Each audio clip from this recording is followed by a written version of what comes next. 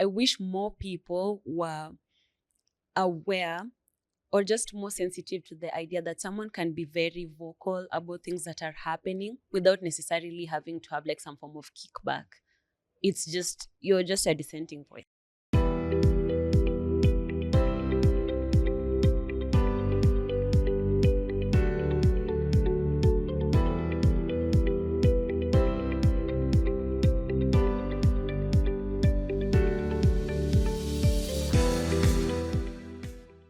Part of what we want to inspire Utuna Uzalendo is for other people to speak up, or wherever they are, whatever they do, to not take bullshit from our politicians, from our governors, And I think you really inspired, like, especially for the younger generation, I was really inspired. I was there where you are. I mean, with Twitter and Facebook way back before Instagram and TikTok, and got a lot of pushback.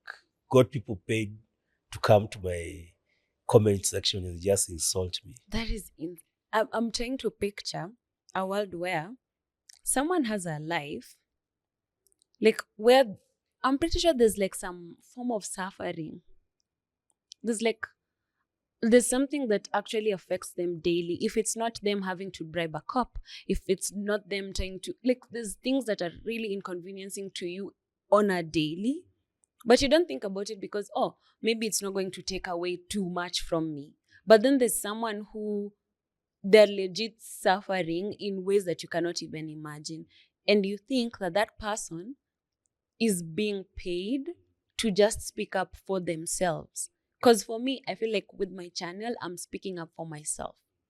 If I can speak up for myself, maybe another person agrees with me. And I'm not saying that I'm always going to be right, because there's things where I don't fully understand. And I'm always trying to engage with people in that particular space so that I actually have the right information. I'm not just speaking from, oh, this happened to me, so it has happened to you. There are people who don't know what problems are. They're like, my problems and your problems are worlds apart. And that's okay. But you can't completely dismiss another person or just think because you're getting paid, or your life is sorted because a politician loves that you have time to go on people's comment section and troll them, that's the life of everyone. You kind of have to get your head out of redacted. No. We are real. You say it, you can even say it. We're not going to have to beep it or anything. Yeah. I'm just like, get your head out of that politician's ass. It's just, thank you. That's how to say it. It's not, I don't think that's a thing that more people should be less afraid about speaking up for themselves. That's something that we have to have a little more courage than what maybe your parents had or what your grandparents had. Because like for us to even get to the comfort of even having a free country, some people had to go through so much. And having the country now and not even having the freedom to live freely or to speak freely about the things that affect you, that's so heartbreaking. I don't think there's a level of pain that someone can experience than not being able to just be fully Kenyan, because they're not of a certain class, they're not of a certain political faction. It's just or tribe. That breaks my heart so much. Yeah. And the other sad thing is there are those who are not even paid. They just think they are defending their okay, those ones are the funniest ones, because at least the person who's getting paid, they have a reason to do it. So like, how are you just like out there in this very uncertain economic times hating on another Kenyan just because? Okay, that's wild to me. Love and light to you, but that is wild to me. you know? And I guess part of it is that the way to beat this, not totally overcome it, but beat it, is to keep doing what you're doing. To keep creating. Of course, now they are coming for you using taxes. What's your thoughts around that? Taxing content creators sometimes that you've not enabled,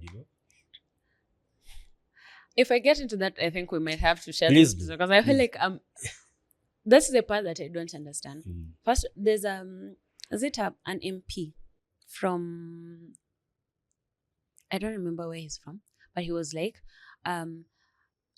the government should shut down TikTok because a lot of young people are wasting their time there and they're not doing anything important. Instead of going to farm or like doing things that are important to the economy, they're on TikTok hoping that that will give them money.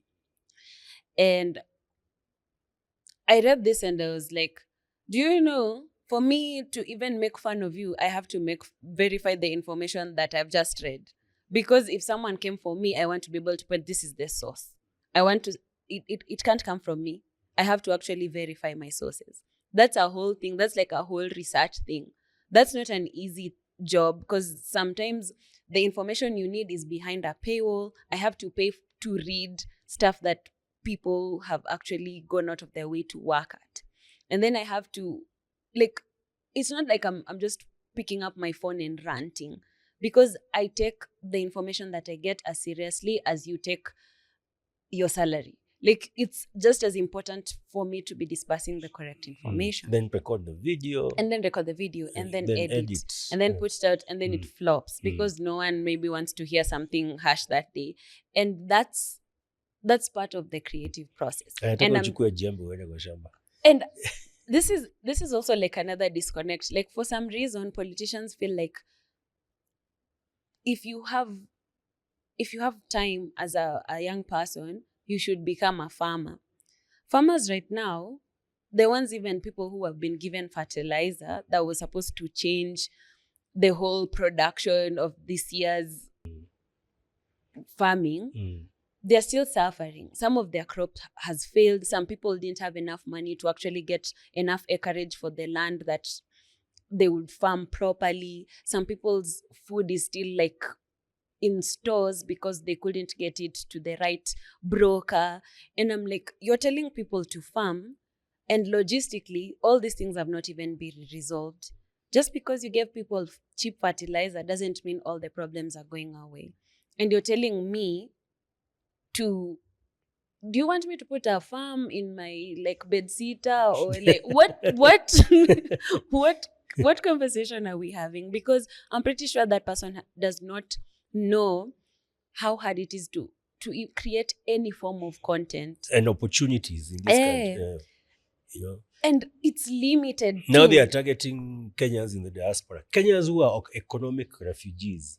Like, there are no opportunities in Kenya, so they've run away. They've gone to look for jobs out there, just because now they are sending money back home.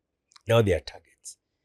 You know, I saw a chart that says there's more foreign exchange coming into the country from remittances. Before that, it used to be tourism. Then there was horticulture. Then there was coffee and tea. Yeah. Now it's remittances, and people are now want to send us to Saudi Arabia to go and be slaves there. That is so wild to me, because even when you read the news, and it's like they're regurgitating the same thing, where it's like, oh, we want Kenyans to have opportunities out there.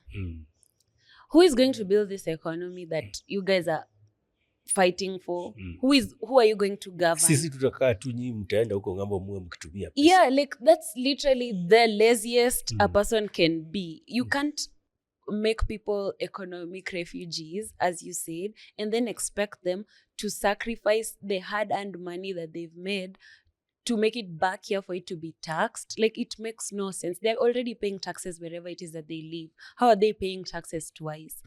It's the level of inconveniencing that happens. Like, you can't be a Kenyan and thrive here, and you can't even be a Kenyan and thrive outside. Yeah. It's just like at the back, it's kind of like you have your own Grim Reaper of your salary or whatever it is you're making.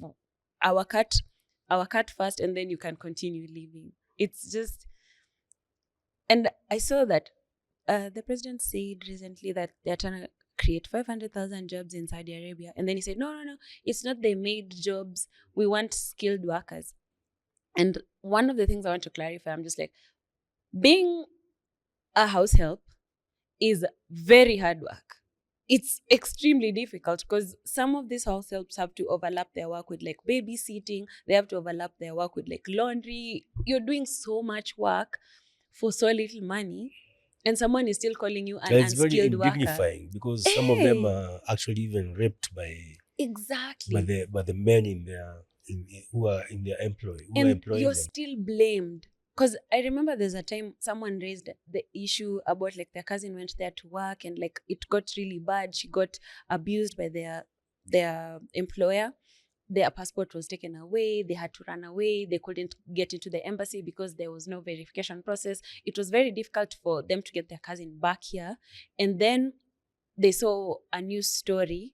At some Kenyan women go there and they start seducing their employers instead of working. And I'm like, okay, if you're going to make up a story, this is the worst one. Because you're in another country, you can understand the level of panic you're already at. You're trying to do your job, you're trying to make sure you do the best possible job, you're trying to earn a living in very hard conditions. And then you read a story like that, which means even the people who are supposed to defend you, they've already left you out to the wolves. And there's nothing you can do as someone over there who's, because there's people who've tried to start unions, there are people who've pointed out how this whole thing is literally slave trade and human trafficking, and still nothing. It's very scary to hear the president being like, oh, we'll take 500,000 of you over there for some work.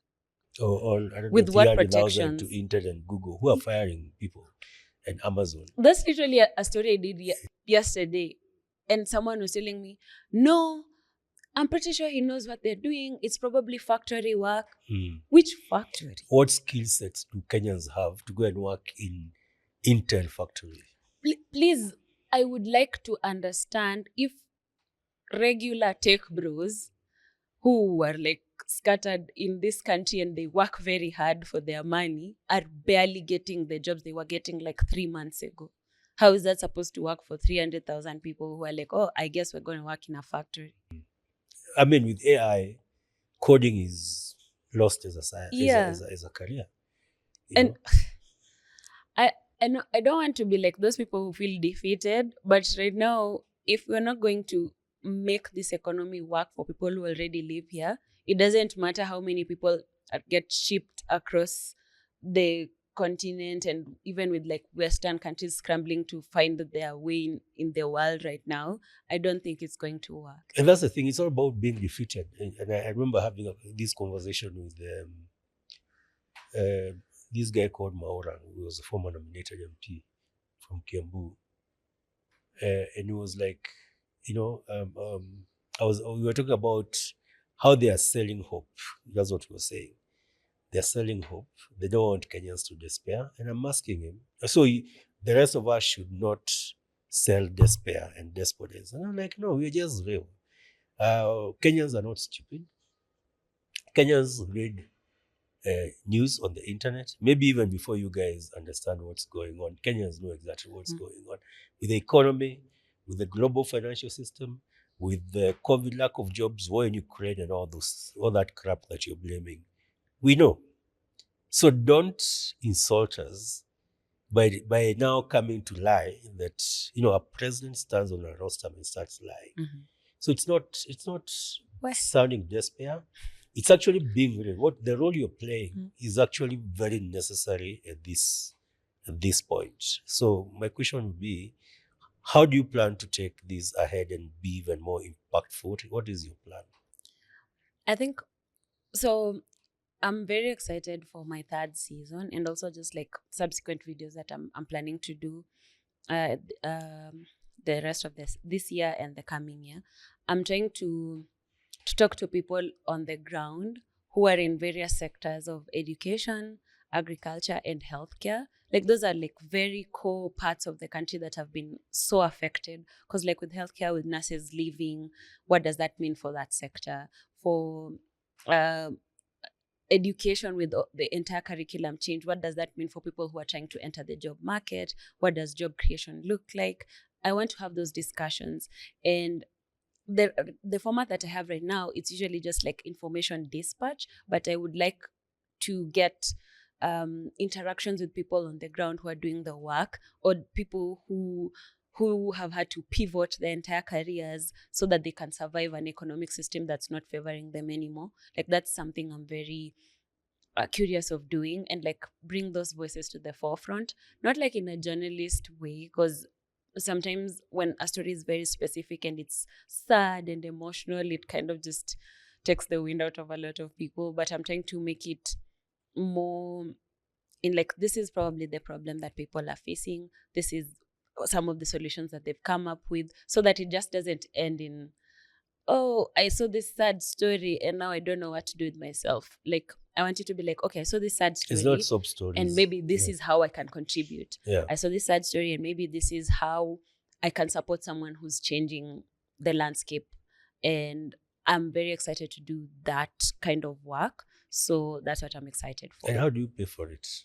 I have no money. So if there's someone who's willing. So at the moment, I'm trying to just like write a bunch of blind proposals and send them. And hopefully I'll get someone who's willing to fund the whole venture. Because right now I'm thinking, if I have to travel, that's very expensive.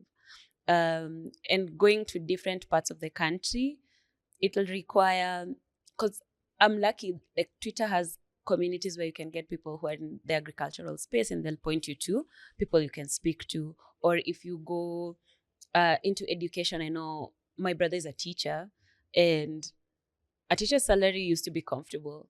And right now I speak to him sometimes and he doesn't even want to have the conversation. But I would like to speak to him about how that has been for him and what that looks for him going as he ages like closer to retirement. Is he a high school teacher?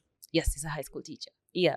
So for me, and like my aunt was a high school teacher.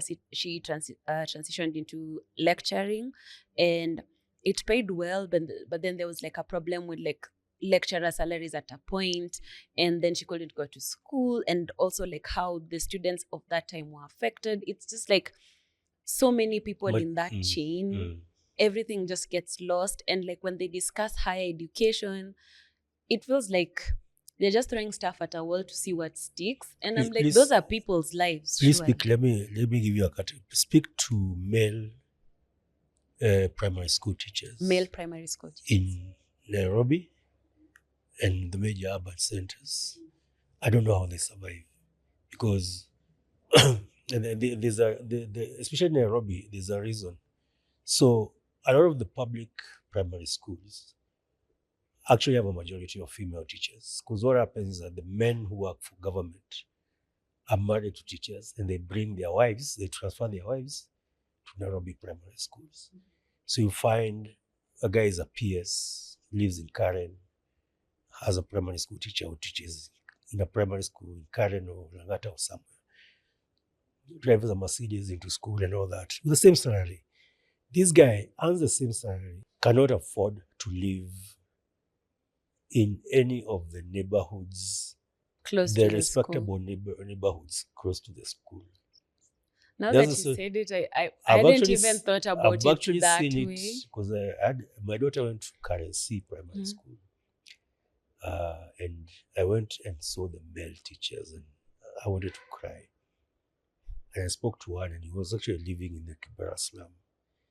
And that's the guys who are supposed to come and teach your kids how you dignify teachers. So one of the things you just said right now, like someone lives in Kibera, they have to travel Sijadi Wapi to go to school. Like your entire salary is just fare, like back and forth. You don't even have money for food. You can't take care of your own kids. And the president was saying, in 10 years, Kibera will cease to exist. There's actually a video I'm posting after this. And I'm just like, people are not living in slums because there are no houses. There are no apartments in the slums. Literally, if you drive out of Kibera, you see a bunch of like apartments that surround the area. The reason that people can't afford those houses has nothing to do with them not wanting those houses. It's them not having the income. They're being exploited. They're like, what's the easiest, cheapest way I can live without actually losing my entire mind? Like, that's what they're actually doing. And when you try to have that conversation, you get so much pushback. People are telling you, why don't you come up with the solution? The first solution is to not make so many people unemployed.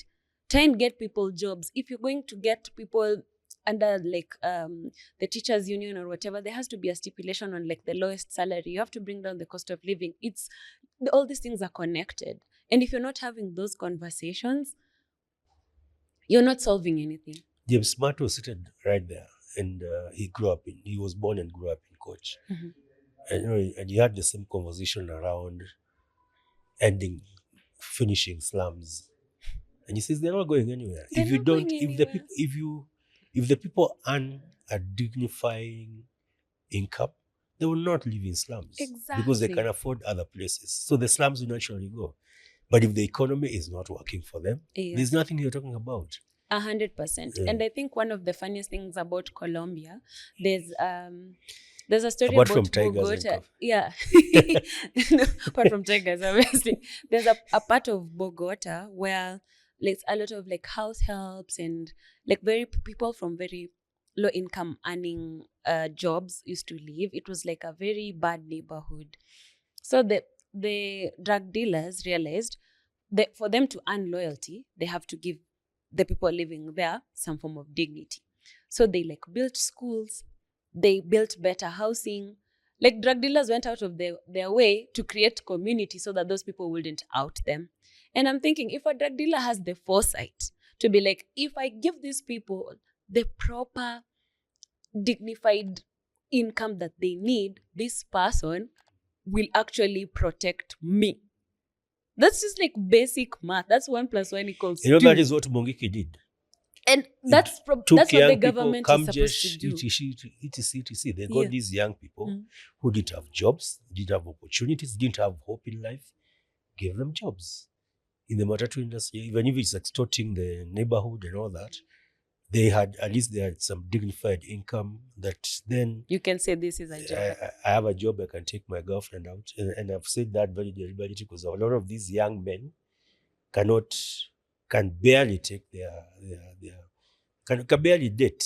And so they have no dignity. Is so true. Yeah? That is so true. I think also I should probably like slot out a whole episode or like segment where I just talk about like men in this current economy, because people kind of weirdly overlook, and a lot of people don't like to have that conversation because then they're afraid that they're gonna get mocked, or it's not a conversation you should be having because people will look down on you. And I'm like, if you don't speak about it, I think that's why there's a lot of draw in to certain kinds of podcasts, because they feel like they're seen, they're heard, even if the anger that they have is directed in the wrong direction, they feel like they have community there. So if more of these voices were redirected to places where they can actually get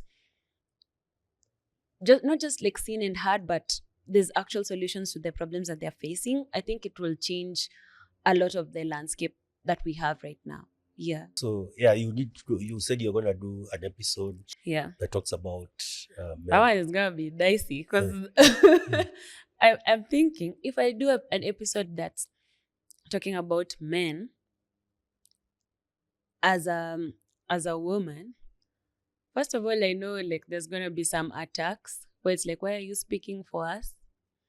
And then there's going to be a part where I actually have to speak to someone who is willing to communicate, even if they don't want their face shown, just so it can cut across. Because sometimes I feel like when you only just tell people the facts, they're very defensive. Especially because you're of the opposite gender. It's like, you wouldn't understand. This would have been better coming from someone who's walked in my shoes. But all of us are kind of in an economic fumble of the century. Like, governments don't know what to do with the people who've been told education will get you out of poverty. If you just work really hard, everything will work out. All those lies that we were told that worked for people in the past are not working anymore, because people are working twice as hard and they're earning probably less than people from a different generation. And education has changed. It's that time people used to work to get educated to work in specific what so-called blue-collar jobs. Yes. That a lot of them are very insignificant today. Yeah. You know? And I don't know how people have conversations with their kids now about jobs. Because my brother's kid, I remember when he was going into high school, he was just like, I know what I don't want to do. I don't want to become a doctor. And he was stating facts. It's like, I've seen doctors here are not getting paid. I don't want to become a doctor. I don't want to become a nurse. Ni suffer UK. I'm not doing that. Like, he was mentioning every single career that traditionally in your head, you're like, oh, but these are like... These are the ones you're telling your kids. Yes. Yeah. He was like, I'm not going to become a lawyer. I don't want to be those people when you see wali quadragged 1824. Like, he was going through all these different details. And I'm looking at him. At that time, he was what? He was 12, 13. And I'm like, that's a kid that's so in touch with like a lot of what's happening in the news for a 13-year-old. Like, why does a 13-year-old know all this information? Like, they should be okay with like cruising and being happy, but they're also afraid of what their future looks like. Well, there's so many parallels. Smart was talking about a young person he's mentoring who knows he wants to go to Alliance High School and then come and work as a social worker, not to become an engineer or a doctor or a lawyer. Come back to Korogosho and work as a social worker. I think that generation is very much in touch with what is happening in the society, and yet our leaders will create jobs for you. We will do what, and the jobs they want to create are sending them to Saudi Arabia. One of the most honest things that the deputy president ever said was, we do not have jobs for you. And I'm so thankful he said that out loud so that people stop imagining that this government is creating jobs. That's very honest. But you don't say that to a bunch of people who do not have hope. Who are just graduating. Yeah. I can imagine ndiko shule alafu nisikia, we don't have jobs for you. Mmezipeleka wapi? I'll find you. I need you to find where you put those jobs and give them to me. And also, even older people are not retiring. You're retiring and then you don't get your pension. So you have to start looking for another job. You're like CG 85. You have to open another shop. I'm like, surely. I have worked my entire existence for like 40 plus years. And then you're telling me you have to realize old ages cannot limit you. You have to start. Unamka subuhi, if you have to drink something to get energy, you drink it, you go to work. You're telling an 80-year-old they can't. You've seen the meme that 85 is a new 20 or something. That is so sad. In the most tragic way, even people who've earned the right to stop working are not getting out of their jobs to even create space. Sometimes it's not by choice, because, in this economy where you need to pay for everything, first of all, if you didn't buy a piece of land and build your own house, so that means you're paying rent, then you need an income. Why is that? Or you go and live in a slum. Yeah. And and there are a lot of Kenyans, there are many stories, untold stories of Kenyans who have left nice apartments in towns and all that and retired. So they've disappeared from our view, but actually they've gone to live in slums because that's the only place they can afford. The pension, let's say they got a pension in the 70s and 80s, their salaries, and then they got, the pension that their job could give them. I remember my mom, when she passed on in 2016, her salary as a primary school teacher was 13K. Yeah, that was all she used to take home. Yeah. So what can you do with 13K in this Kenya today? So our pension was 7,000 actually. So unless you're never leaving the house or not eating, I guess you'll survive.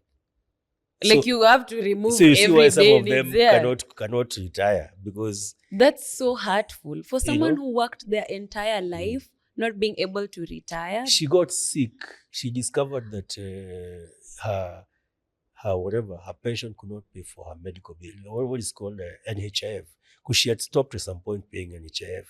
Wait, so she had to use her pension money? No, we had to fundraise, and she passed on. That's so bad. And that's someone who had worked as a teacher for 30-something years. in this country. I just need like to speak to people at NSSF, just like a small conversation, and then But you know what are you talking about? Mudi Awori is still working for government of Kenya at 90 Mudeori is something. alive. Wait, look. There's no way. At 90 something. I'm not being mean. I'm just like, is it like when you get access to like government money, you get to live longer? Is that the ploy? Because this guy has made money, he has been vice president, he has a pension as a vice president, but he's still being appointed to boards. Actually, the board of youth something. The board of what? Yeah. Youth? Yeah, Ebu Google it. Is he like now just giving out people like years of his so that what is happening there? I'm scared of the fact that we're not even worried about the right things. Like the government is not worried about the right things. If people are not retiring, it means there's no space for job creation, even for like the older jobs. It means that people who are like middle to like end of their careers have to start pivoting to other careers. People who are at the start have not even started. It's like a cycle of abuse on different levels of income, and we're not even talking about unemployed people. There's just so many different levels of suffering that if this government is not going to take seriously, we're not going to have a country. Very not right. in like so 5 years. You're not building industries. You want to export labor abroad. So you're not creating new jobs. So there's no new sources of income. Yeah. Which is why finance bill or act, we tax the ones who are already being taxed because the economy is not creating new jobs. One of the things that Ndi said, Aki, that Mbaba, he has like so much courage. I don't know where he finds the time to just be condescending to us, but there's something he said about like the middle class is not a real class. So that's one tweet. That's a separate tweet. Like, wasijisikie sana, they're not anything. And then in the same breath, like a couple of tweets later, he's like, if we don't tax you people who are employed, how are we supposed to take care of the people who are unemployed? You have to make these small sacrifices. And I'm like, what small sacrifices?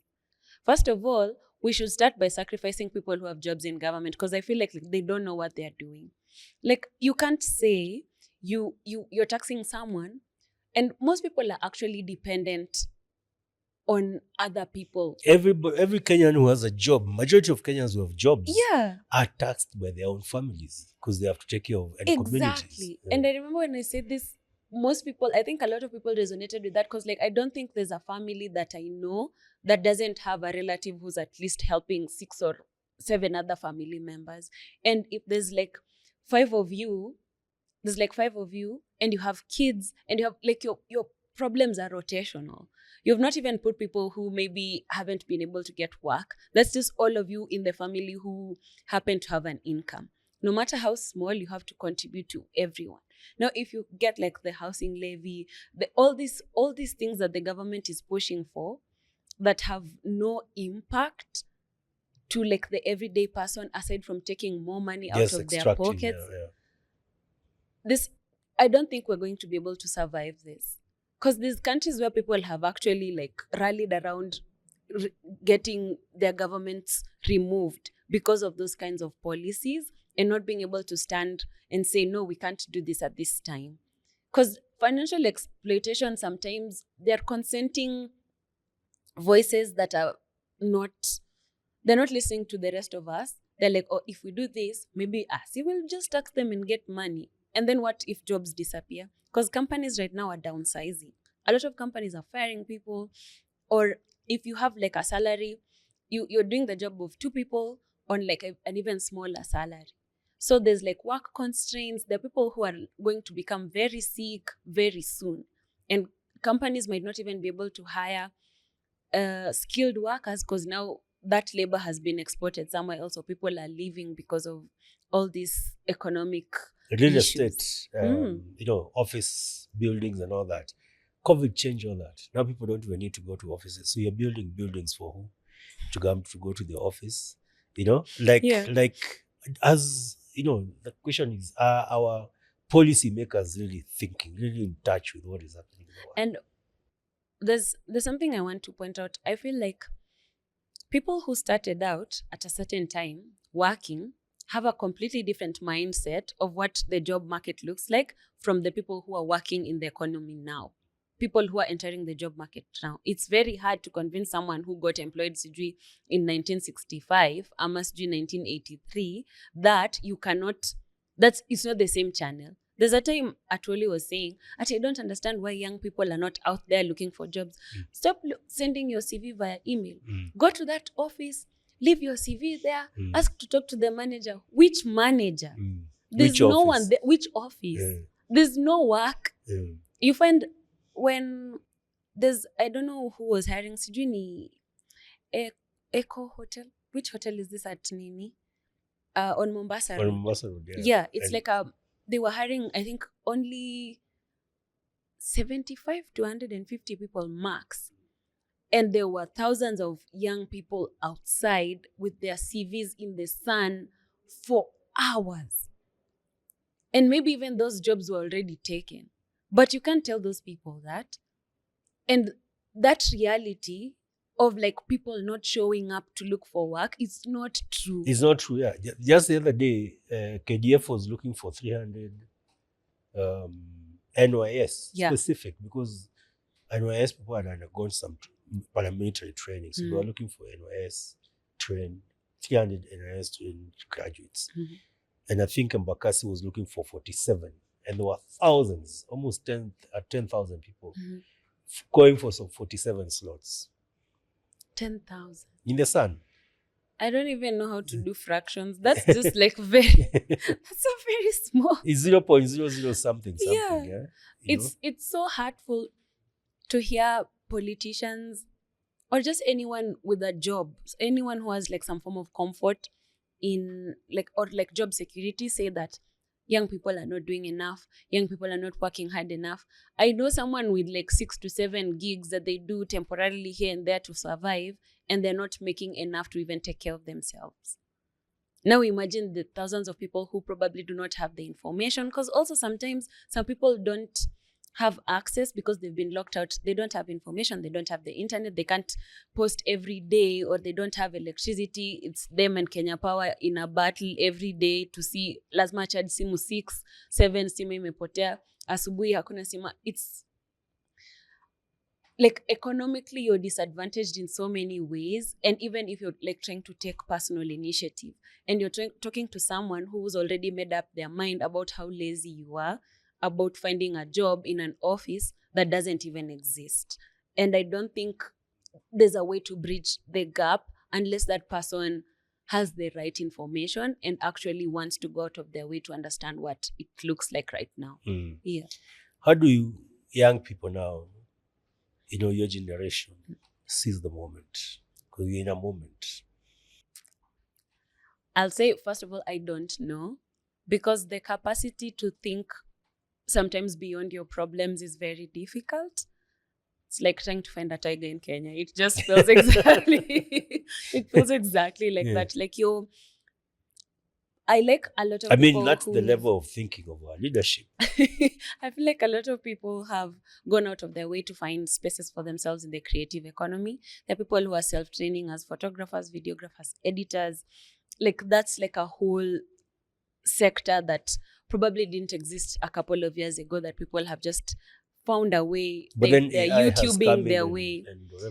And then we have, even in agriculture, the people who are innovative. There's a farmer I follow on TikTok. I forget his handle, but he's always trying to find like smart ways to like transport food, and like he's gotten like some employment for some of the young people around his area, where instead of just like, oh, I'll take this stuff myself, it's like an organized system for the farmers there. If we want to take stuff to the market, we organize, we have a day, this person comes and picks it up, this person like does the book for us. So in the middle of these smaller economies, there are people who are finding ways to employ other people. So you think solutions are within? They're within us, within our spaces and our communities. But on the larger scale, like the government can look at like supply, like if, because the deputy was talking a lot about agriculture and how it's our only hope.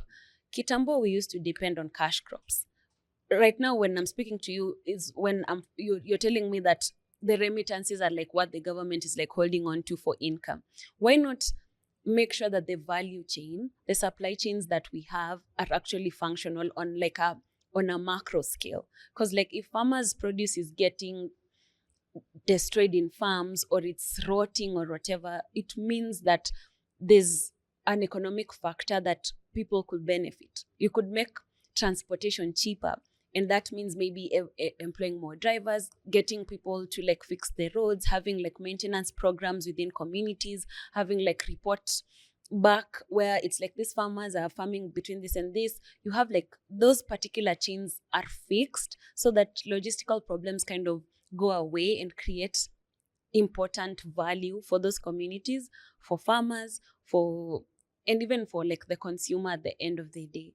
I feel like there's so much, even when it comes to like animal farming and stuff like that, there's farmers who do not have vets.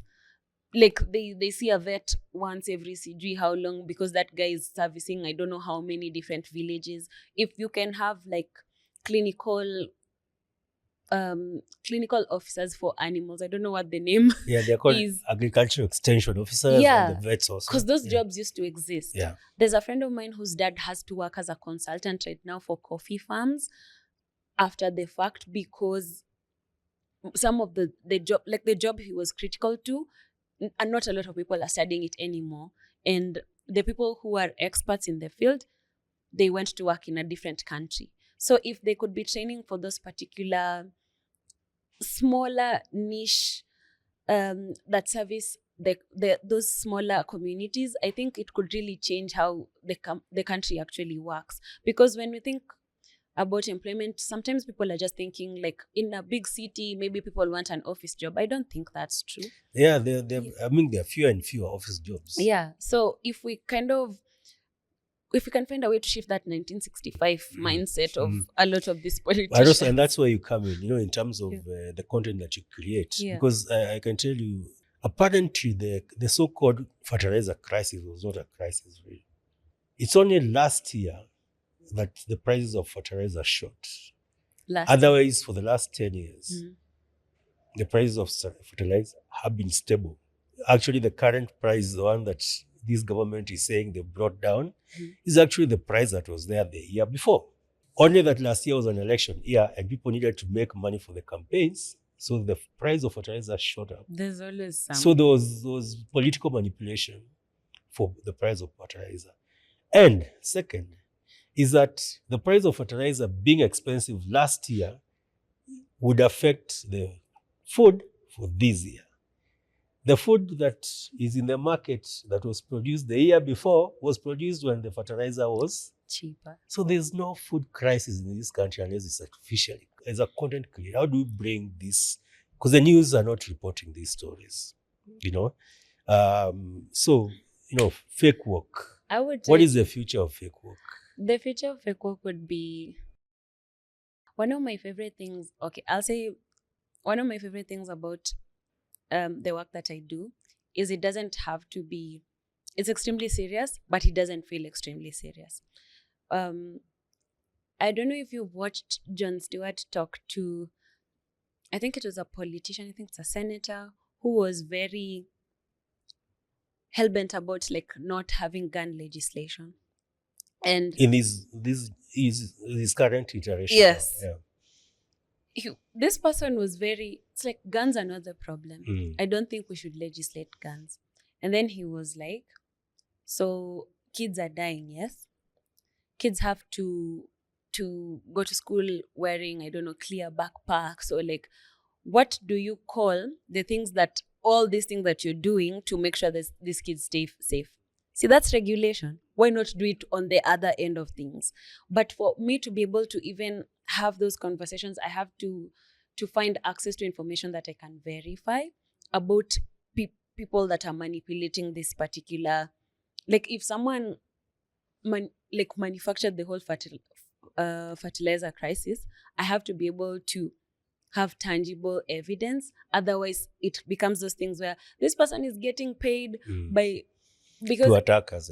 because I'd rather have like a way that I can prove. That's why I rely on a lot of journalists and a lot of people who work in the field to tell me this is what is happening, because they will tell you directly, this is where I got my information, this is what is happening. Have you explored partnering with some of the mainstream media? I have talked to some of them, and there's no consensus, because they think because I'm doing comedy, it's not that serious. But I don't know how to say this, trying to bridge what people understand as communication and what counts for journalism is just so much more difficult with people who have a way that they work with.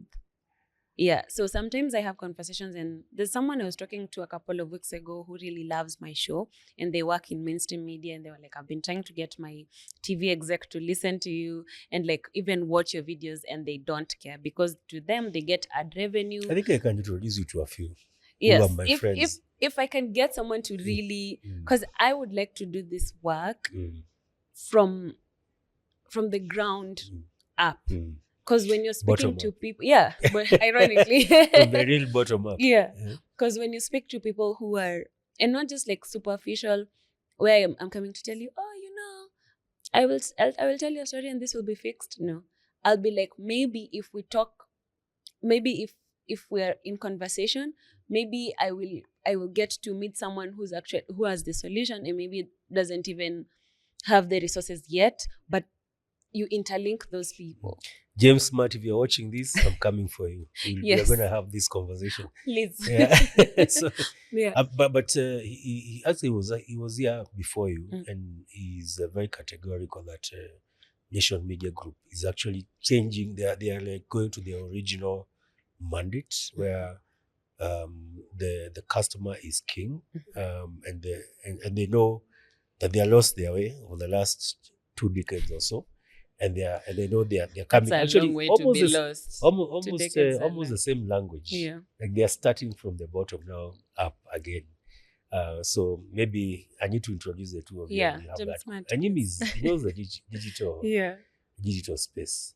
But also part of the reason why we're doing this show is to actually introduce you to maybe a different audience. From the ones who see you on TikTok to tell your story, as you provide leadership to a different demographic of this country.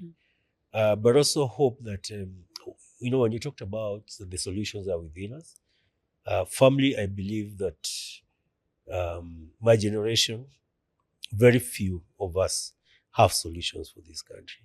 I'm 50 this year, so I'm told I don't look 50, but don't flatter me. You're okay. I wouldn't have guessed. You wouldn't look a day over 35. There she goes. So my generation is not, they're comfortable. A lot of them are running this country.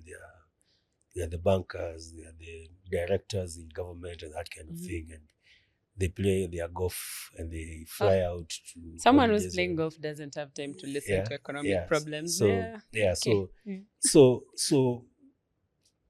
largely you guys are on your own, but you have a few guys like us. I need to and you see the solutions. You said like where you know the solutions are in the communities, and the leadership has to come from there. And as you said, you just paused from calling for a revolution. And a revolution is it's not going and burning cars and whatever. Revolution starts. I think the definition of revolution keeps being redefined, because people who used to start wars, maybe it's because they had to deal with a very vicious dictator. But if you can have more people who think like you, who are willing to walk the mile, the revolution might be even easier, because you're finding solutions that go further than just fighting. I'll forward you a video of Julius Nyerere actually calling for revolution within Tanzania. And of course, the party that he built was called Chama cha Mapinduzi. So we should not be afraid of revolution. I belong to a platform called Kongamano Mapinduzi. And Mapinduzi stays. By the time you see people rioting or burning things, the revolution happened a long time ago. Only that they were suppressed, so they now explode. But the revolution starts from even being willing to have these kind of conversations and even you thinking as a comedian that you can push a certain narrative and not just do comedy to make people laugh, but you told me you found your purpose. Yeah. I think I found So my purpose. you found your purpose, and I can see that thread in what you're doing. So Thank you. I just want to encourage you to keep doing what you're doing. Mesky, I'm in revolution. You're a public intellectual. It's not only D who's a public intellectual, because you have an audience. I think you even very soon you'll have a bigger audience than him. I praise hopefully. Mm-hmm. And so thank you so much for honoring us Thank you so much for with your presence and having this conversation with us. Thank you. Yeah, and I hope we'll have some conversation again soon. Yes. Soon, when maybe the country will be fixed. Maybe I'll have fixed it with my comedy. It is us to fix it. Yeah, it is us. Ni sisi. Ni So what I'm hearing, this band I got from one of my former bosses. He says, "Ni sisi." There's nobody else who's going to come and fix. Because we were waiting for Ruto, because he used to sell, chickens and whatever. We thought he would fix the country. Initially, we thought, the son of the first president, because he's rich and he can't steal, will fix the country. Yeah. So the only thing that we've not done is you and I trying to fix the country. Yes. So can we do it now? We can. Yeah. We can. Maybe we give the chicken farmer a lot more responsibility that way. Old McDonald can't fix everything. Yeah. There has to be a lot more farmers involved. Yeah, that's the thing. Asante sana. Thank you for having me.